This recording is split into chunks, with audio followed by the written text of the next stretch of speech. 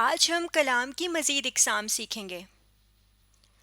اب تک ہم نے کلام کی دو بنیادی اقسام کے بارے میں پڑھا ہے، مرکب تام یا کلام تام کے بارے میں، اور مرکب ناقص اور کلام ناقص کے بارے میں تھوڑا سا سمجھا تھا۔ اس کے بعد ہم نے مرکب تام کو تفصیل سے پڑھنا شروع کیا تھا، اس کے حصے پڑھے اور اس کی اقسام پڑھیں۔ اقسام میں ہم نے جملہ خبریہ کو پڑھ لیا تھا، اس کی دونوں قسمیں جملہ اسمیہ اور جملہ فعلیہ ہم نے پڑھ لی تھیں، اور جملہ انشائیہ کی 10 اقسام ہم نے پڑھنی ہیں، جس میں سے 5 ہم پڑھ چکے ہیں۔ اب باقی کی 5 ہم اس ویڈیو میں پڑھیں گے یا سیکھیں گے۔ تو جملہ انشائیہ کی قسم ہے انبساط۔ انبساط کا معنی ہوتا ہے خوشی۔ اب آپ جانتے ہیں کہ جملہ انشائیہ ایسے جملوں کو کہا جاتا ہے جن میں کسی قسم کا کوئی تاثر پایا جائے یا کسی قسم کا کوئی جذبہ پایا جائے۔ تو آپ جانتے ہیں خوشی ایک جذبہ ہے نا، خوش ہونا ایک فیلنگ ہے۔ جب آپ خوشی محسوس کرتے ہیں تو اس کو ہم فیلنگ کہتے ہیں۔ تو اس لیے جس جملے میں خوشی کا اظہار ہوگا اس جملے کو بھی ہم جملہ انشائیہ میں رکھیں گے، یعنی وہ جملہ انشائیہ میں آئے گا۔ اور جملہ انشائیہ کی کون سی قسم ہوگی؟ وہ انبساط۔ جملہ انبساط بھی ہم اسے کہتے ہیں یا صرف انبساط بھی کہہ سکتے ہیں۔ جیسے فرض کریں میں کوئی گیم جیت جاتی ہوں، یا کسی بھی مقابلے میں میں جیت جاتی ہوں اور میں بہت خوش ہوتی ہوں، تو میں کہتی ہوں آہا میں جیت گئی۔ تو دیکھیں اب یہاں پر میں نے اپنی خوشی کا اظہار کیا ہے اس جملے میں، اور کن لفظوں میں کیا ہے؟ کس لفظ سے ہمیں پتہ چل رہا ہے کہ میں نے خوشی کا اظہار کیا ہے؟ آہا سے پتہ چلا کہ اس جملے میں خوشی کا اظہار کیا جا رہا ہے۔ تو یہاں اس جملے کو پھر ہم انبساط، جملہ انبساط یا صرف انبساط بھی کہہ سکتے ہیں، اور جملہ انشائیہ بھی کہہ سکتے ہیں۔ اور میں نے آپ کو یہ بھی بتایا تھا کہ یہ نشان ہوتا ہے فجائیہ کا نشان، جب یہ کسی فیلنگ یا ایکسپریشن کے بعد لگایا جاتا ہے۔ تو یہاں پر بھی یہ خوشی ایک جذبہ ہے جس کے بعد یہ نشان موجود ہے، تو اس کو ہم فجائیہ کا نشان کہیں گے۔ اسی طرح ایک اور جملہ دیکھیے، واہ آج تو کھانے کا مزہ آ گیا۔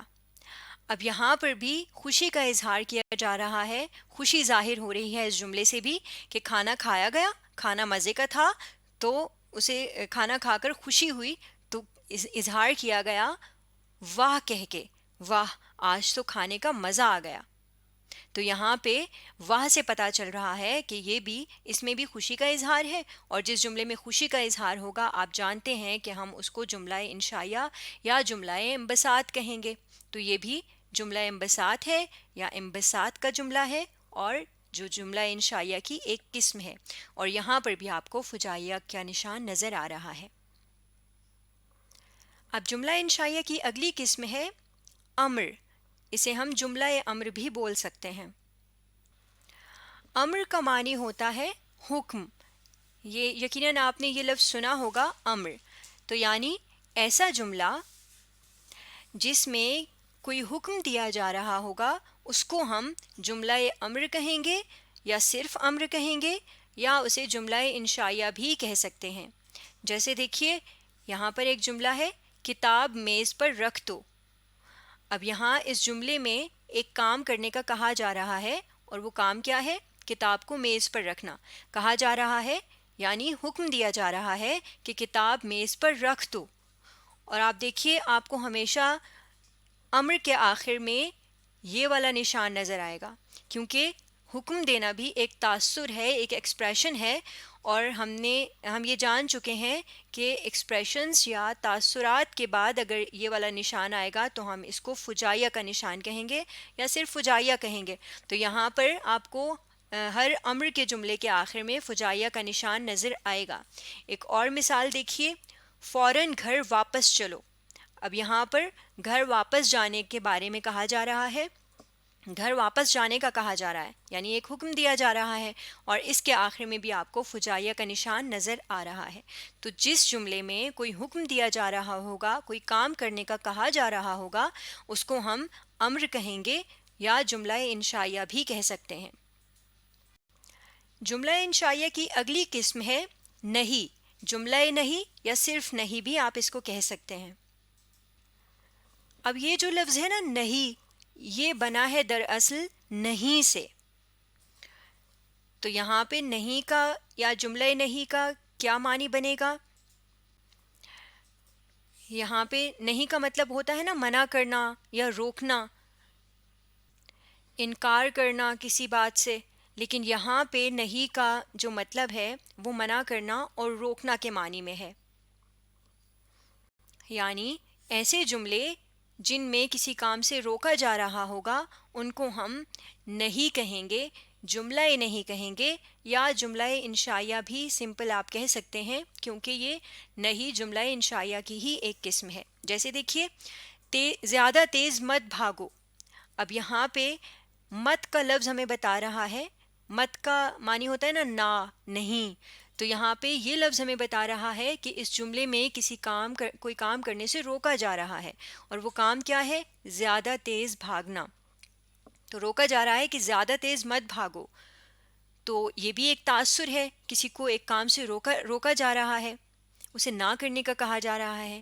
تو اس کے آخر میں بھی آپ کو فجائیہ نظر آئے گا لگا ہوا.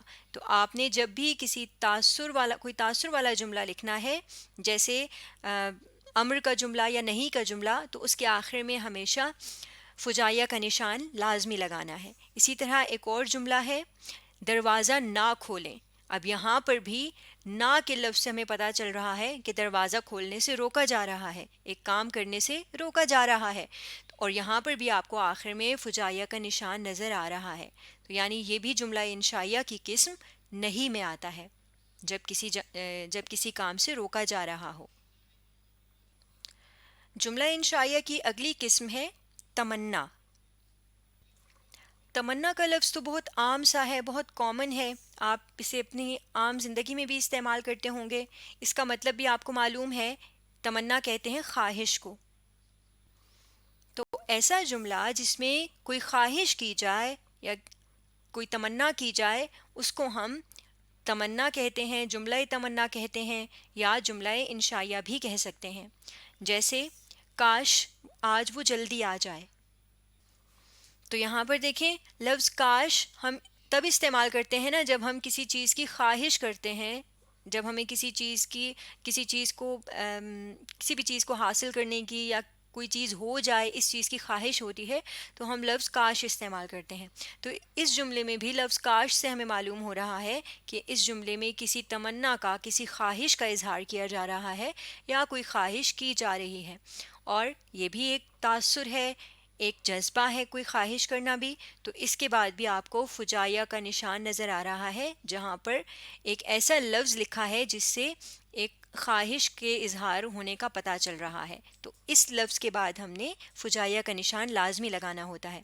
تو یہاں پہ جس جملے میں کوئی خواہش کی جائے گی اس کو ہم سمپل جملہ انشائیہ بھی آپ کہہ سکتے ہیں، اور اگر آپ زیادہ اپروپریٹ کر کے کہیں گے تو آپ اس کو جملہ تمنا یا صرف تمنا بھی کہہ سکتے ہیں.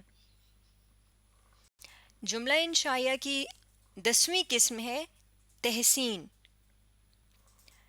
تحسین کا مطلب ہوتا ہے تعریف یا تعریف کرنا. تو ایسا جملہ جس میں کسی کی تعریف کی جائے گی اس کو ہم تحسین کا جملہ کہیں گے، جملہ تحسین بھی کہہ سکتے ہیں اور جملہ انشائیہ بھی کہہ سکتے ہیں. جیسے شاباش آپ نے بہت اچھا مضمون لکھا ہے. اب دیکھیے ایک اچھا مضمون لکھنے پر کسی کی تعریف کی جا رہی ہے، اور کن لفظوں میں کی جا رہی ہے؟ شروع میں آپ کو جملے کے شاباش لکھا ہوا نظر آ رہا ہے. تو اس طرح کے الفاظ جب لکھے ہوئے ہوں گے تو اس سے ہمیں پتہ چلے گا کہ اس جملے میں کسی کی تعریف کی جا رہی ہے، کسی نے بہت اچھا مضمون لکھا اور اس کو شاباش کہہ کر اس کی تعریف کی جا رہی ہے، اس کا حوصلہ بڑھایا جا رہا ہے. تو یہاں پر اس جملے میں کسی کی تعریف کی جا رہی ہے، اس لیے ہم اس کو تحسین کا جملہ تحسین بھی کہہ سکتے ہیں. اور آپ دیکھیے یہ بھی ایک تاثر ہے نا، ہم کسی کو اپنا ایکسپریشن بتا رہے ہیں اس کی تعریف کر کے کہ ہمیں آپ کا یہ مضمون پڑھ کر اچھا لگا، یا کوئی اور کسی بھی اور قسم کی اگر ہم تعریف کر رہے ہیں تو ظاہر ہم اپنا تاثر اس تک پہنچا رہے ہوتے ہیں. تو اس تاثر کے بعد ہم نے فجائیہ کا استعمال کرنا ہے. اور یہ لفظ جو ہے نا جس سے ہمیں ظاہر ہوتا ہے کہ کسی کی تعریف کی جا رہی ہے، اس کو ہم حرف تحسین بھی کہتے ہیں۔ اسی طرح اور بہت سے حرف تحسین ہیں جو ہم مختلف جملوں میں استعمال کرتے ہیں، جس سے ہمیں پتہ چلتا ہے کہ یہ جملہ تحسین کا ہے۔ جیسے زبردست، تم اس بار بھی پہلے نمبر پر آئی ہو۔ اب اس جملے میں زبردست کا جو لفظ ہے اسے ہم حرف تحسین کہیں گے۔ اور دیکھیے یہ چونکہ ایک ایکسپریشن ہے، ایک تاثر ہے، اس لیے اس کے بعد ہمیں پھر سے فجائیہ کا نشان بھی نظر آ رہا ہے۔ تو یہ جملہ بھی تحسین کا ہے، اسے آپ جملہ انشائیہ بھی کہہ سکتے ہیں سمپل، اور جملہ تحسین یا صرف تحسین بھی کہہ سکتے ہیں۔ تو یہاں پہ جملہ انشائیہ کی آخری قسم بھی ہم نے سیکھ لی ہے، اور یہاں تک ہم نے مرکب تام کی بھی جملہ خبریہ اور جملہ انشائیہ کی تمام ضمنی اقسام کے ساتھ ہم نے مرکب تام کو سیکھ لیا ہے۔ اب آپ اس ویڈیو کو دیکھیں اور کلام کی جو اقسام ہم نے پڑھ لی ہیں، سیکھ لی ہیں، ان کو ایک دفعہ پھر سیکھنے کی کوشش کیجیے